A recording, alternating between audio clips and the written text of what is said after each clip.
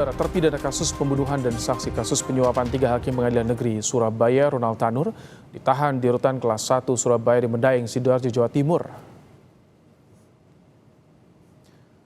Penahanan sudah dilakukan sejak Minggu malam. Ronald Tanur akan menghuni sel Mapenaling yang ada di Blok A Kamar A3 dalam waktu sepekan. Dalam masa pengenalan lingkungan tersebut, Ronald Tanur tidak diperkenankan untuk dijenguk oleh keluarga. Ronald akan tetap mendekam di rutan ini hingga seluruh kasusnya selesai. Kami tempatkan dia di sel Mapenaling, yaitu masa pengenalan atau admisi orientasi. Dia akan berada di situ sekitar 7 hari. Dalam pelaksanaannya, dia akan diperlakukan sama seperti pada warga binaan lainnya. Setelah menjalani masa pengenalan lingkungan, kami akan turunkan ke blok untuk menempatkan kamar. Inilah detik-detik penangkapan Ronald Tanur di rumahnya di Surabaya, Jawa Timur pada Minggu siang oleh tim intelijen Kejaksaan Tinggi Jawa Timur bersama Kejaksaan Negeri Surabaya. Ronald ditangkap usai Mahkamah Agung membatalkan vonis bebas terkait kasus pembunuhan Dini Sera. Ronald Tanur dibawa ke kantor Kejati, Jawa Timur dengan pengamanan tim gabungan.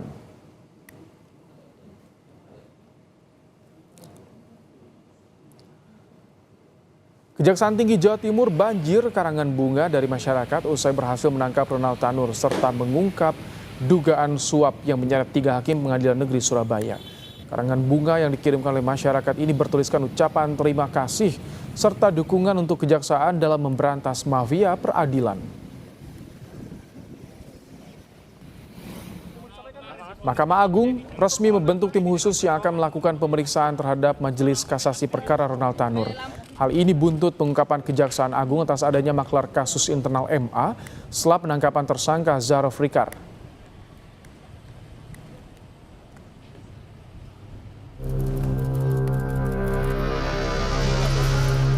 Kejaksaan Tinggi Jawa Timur menangkap terpidana kasus pembunuhan Dini Sera Afrianti, Ronald Tanur, dan langsung dijebloskan ke rumah tahanan kelas 1 Medaeng, Surabaya.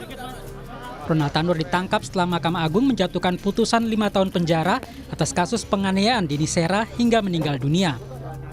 Kepala Kejati Jatim, Mia Amiati mengungkap Ronald Tanur pernah bepergian ke luar negeri setelah mendapatkan vonis bebas dari Pengadilan Negeri Surabaya 24 Juli lalu.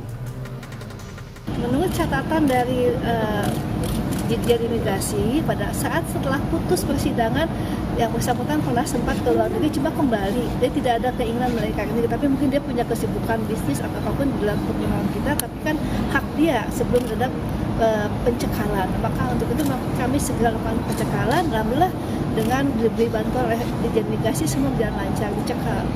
Keluar negerinya kemana, Bu? Singapura, tapi hanya 1 hari kembali ke sini. Sebelumnya, Kejaksaan Agung menangkap 3 hakim dalam perkara dugaan suap dan gratifikasi senilai 20 miliar rupiah dalam vonis bebas Tanur.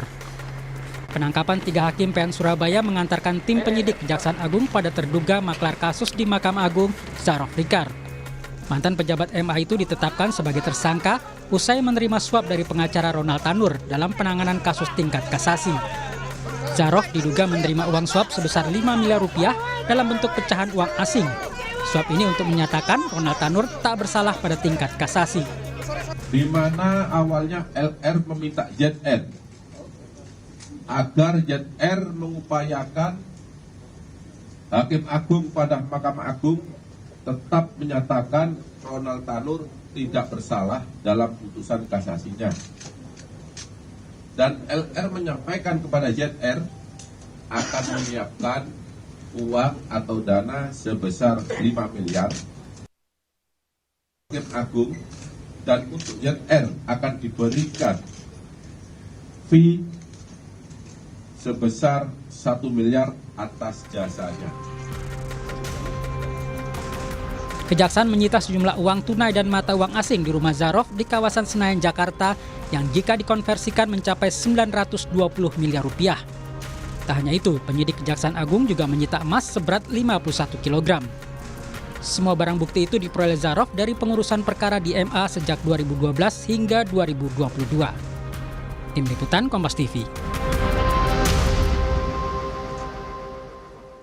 Kejaksaan Agung menemukan uang hampir 1 triliun rupiah dan emas batangan 51 kg di kediaman mantan pejabat MA Zarov Rikar. Namun di laporan harta kekayaan penyelenggara negara atau LHKPN, harta Zarov hanya 51 miliar rupiah. Zarov menyerahkan LHKPN pada Maret 2022. Sebutkan Zarov memiliki 13 bidang tanah dan bangunan dengan total nilai 45,5 miliar rupiah. Zarov juga melaporkan dirinya memiliki 3 mobil senilai 740 juta rupiah. Ia juga tercatat memiliki harta bergerak lainnya senilai 680 juta rupiah, kas dan setara kas 4,4 miliar rupiah, serta harta lain 66,4 juta rupiah. Total hartanya 51,4 miliar rupiah. Harta lainnya senilai 66 miliar rupiah. Utang.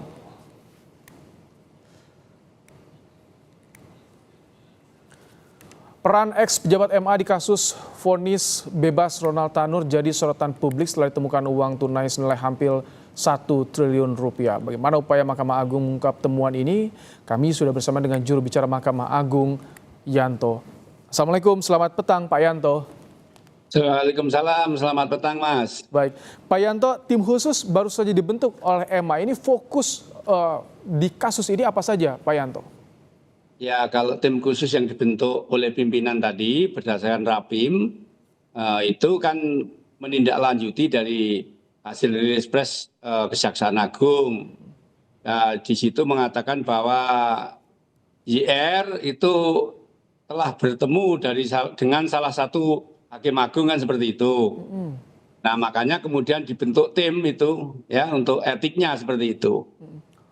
Ya, dengan ketua yang mulia Ketua Kamar Pengawasan Pak Budi, kemudian anggotanya yang mulia Pak Jupri, Hakim Agung, kemudian yang anggota 2 yang mulia Nurediono, sekretarisnya adalah Kepala Badan. Oke. Mas.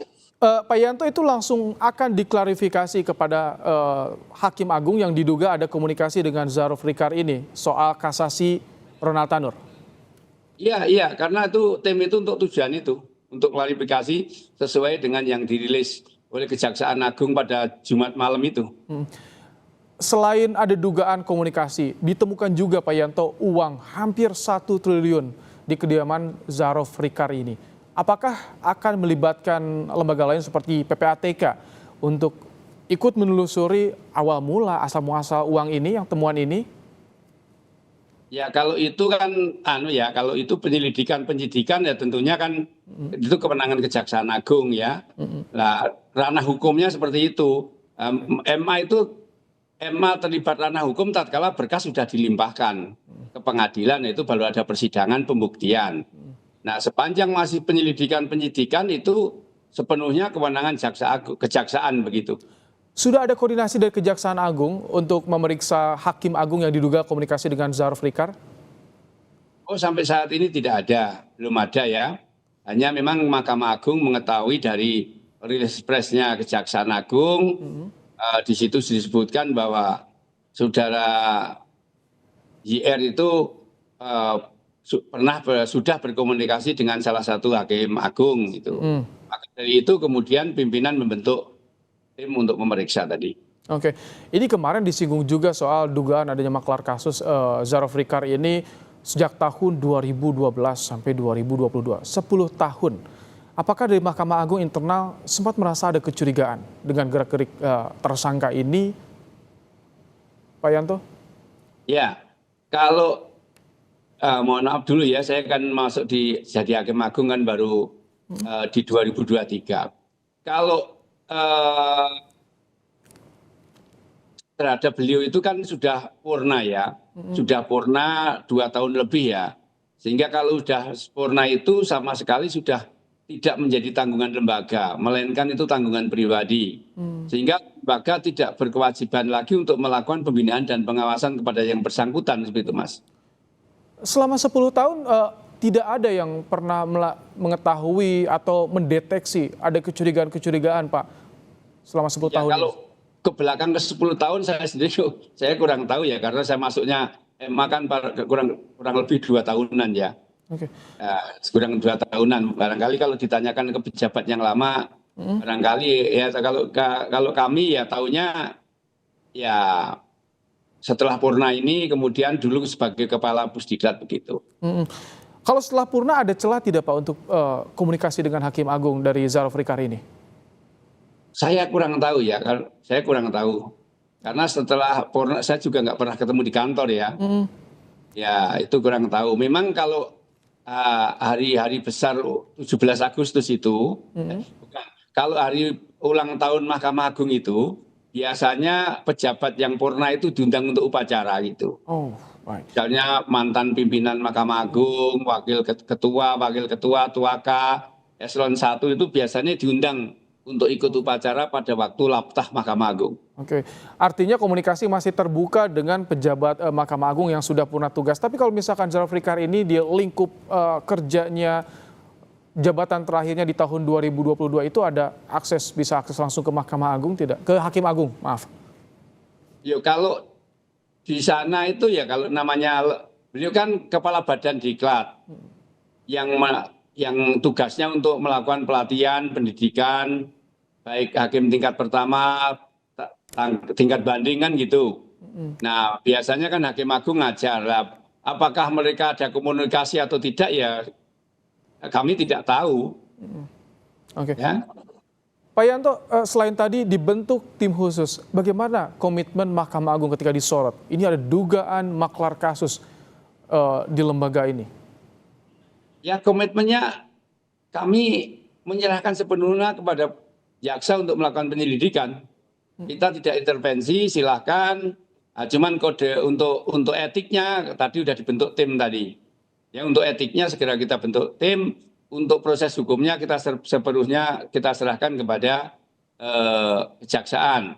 Kemudian untuk yang 3 hakim yang di Surabaya tadi itu segera setelah Mahkamah Agung mendapatkan tembusan surat penangkapan dan berita acara penangkapan, maka akan segera dilakukan, diusulkan ke Presiden untuk dilakukan pemberhentian sementara.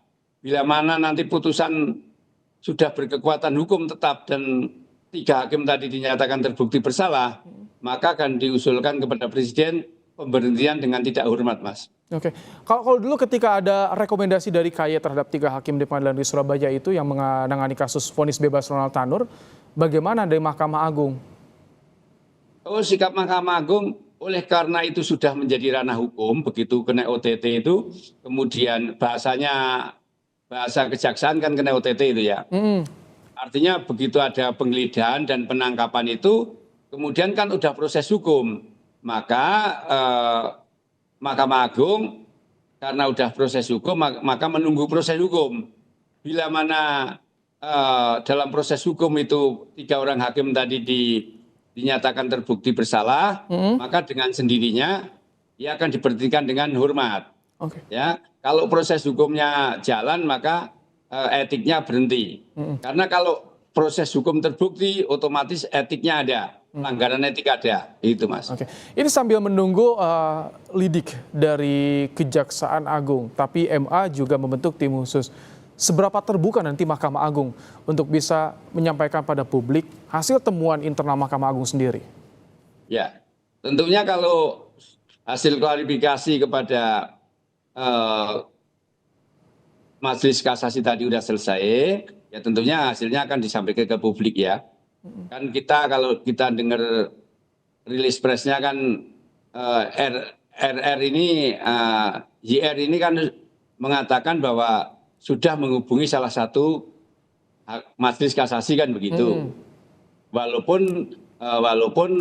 sebetulnya itu putusan sudah diputus tanggal 20. Sementara di tanggal 23 kan ada penggeledahan. Kemudian di 24 itu di penggeledahan Yarob masih ditemukan yang disebutkan angka itu tadi. Oke, baik. Pak Yanto, juru bicara Mahkamah Agung, terima kasih telah menyampaikan bagaimana informasi sikap dan juga langkah yang diambil oleh Mahkamah Agung pasca adanya kasus Ronald Tanur ini. Terima kasih Pak Yanto. Terima kasih Mas, terima kasih sama.